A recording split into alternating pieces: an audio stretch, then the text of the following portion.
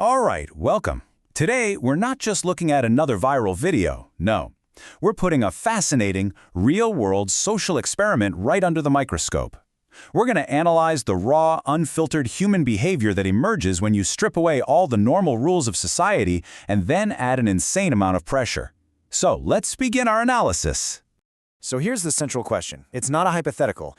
What actually happens when you take a group of completely random shoppers, just going about their day, and suddenly seal them inside a grocery store? No rules, no leaders, no idea when it's all going to end. What happens to the idea of a social contract when it just gets erased overnight? And then, you add this.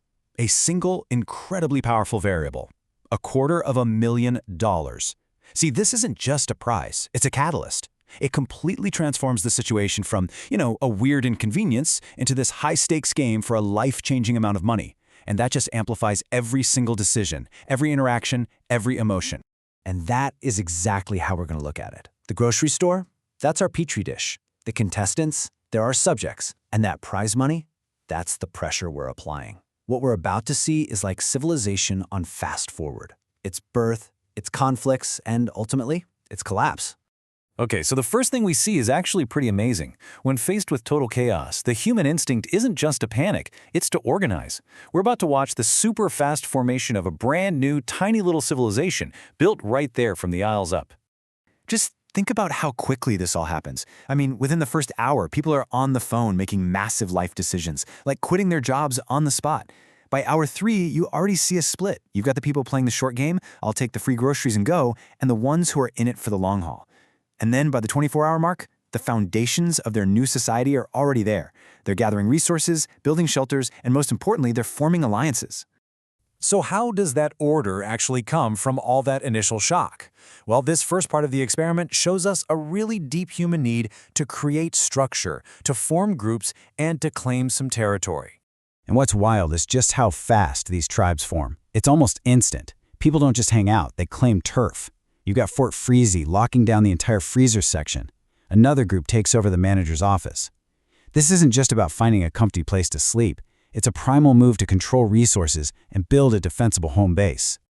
There's a term for this behavior. It's a fundamental concept in psychology, in-group formation.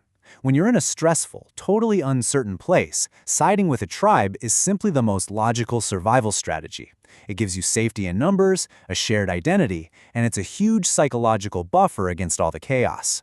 You're no longer just one person out of 100. You're one of the Freezy Boys. And this quote from one of the contestants, it just perfectly captures the power of that new group identity. This isn't just talk, it's a real psychological boost. Believing that the group makes you stronger is the glue that holds these brand new, fragile alliances together. Well, for now anyway. But just as quickly as these little societies are built, they can come crashing down. Now let's look at how the first cracks in this new civilization start to show, usually sparked by fights over resources and territory. And here we see the anatomy of that breakdown. It's fascinating. It doesn't start with some big war. It starts with something petty. A guy pops someone else's pool floaty bed. But that one tiny act of sabotage leads to a swift, targeted retaliation. And from there, it just explodes, pulling in other teams. The unspoken truth they all had, it's shattered. And the result is, as one person perfectly put it, pure anarchy. So after that chaotic riot, the conflict changes. It gets smarter, more insidious. The groups move away from direct physical fights to a more calculated kind of warfare, psychological attrition. The new goal isn't just to trash a rival's camp, it's to completely destroy their will to even be there. This quote, this is basically a declaration of that new psychological war. One group weaponizes a core human need, sleep. They start making a ton of noise at 3 or 4 in the morning, banging pots, beeping scanners. Not to win one little battle, but to win the whole war by mentally exhausting their opponents until they just give up and walk out. And then the strategy just gets taken to a whole new level of genius with what I'm calling the burner heist. I mean, just look at the layers of psychological manipulation here.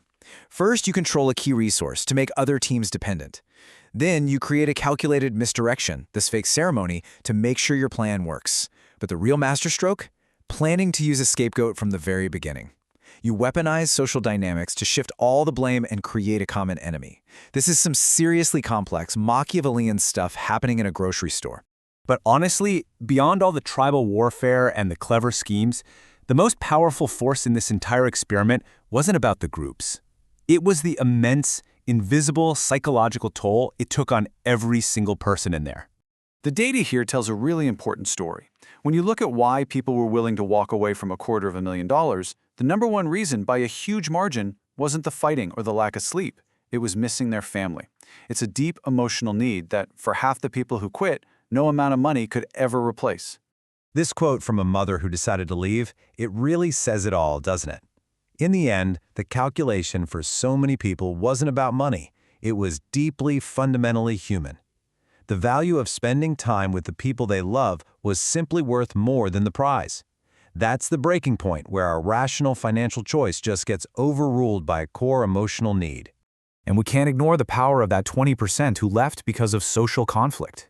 We saw this play out with a contestant named Autumn. After she was framed for stealing something she didn't do, the entire store turned against her. She was completely isolated, and the psychological pain of being cast out of the tribe, it just became too much to bear. It really proves that for a social species like us, being exiled can feel just as punishing as any physical hardship. So, after watching this whole cycle, society being built, society fracturing, and individuals reaching their breaking points, what are the big psychological takeaways? What has this crazy environment really shown us about who we are? Okay, let's debrief. We've seen that our drive to form groups is pretty much instant and incredibly powerful. We've learned that social peace is super fragile. It can be shattered by the smallest things. We've watched how strategic psychological warfare, like sleep deprivation, is shockingly effective. And maybe most importantly, we've confirmed that our deep emotional needs, like connection to family, are often the most powerful drivers of our behavior, even more powerful than life-changing money. Which really just leaves us with one final personal question to chew on. This experiment held up a mirror to 100 strangers, and it revealed these very distinct archetypes, right? The builder, the villain, the peacemaker. So under that same pressure, with everything stripped away, who would you become? Would you be the one building alliances, the one causing chaos to get ahead, or the one trying to hold everything together? It's definitely something to think about.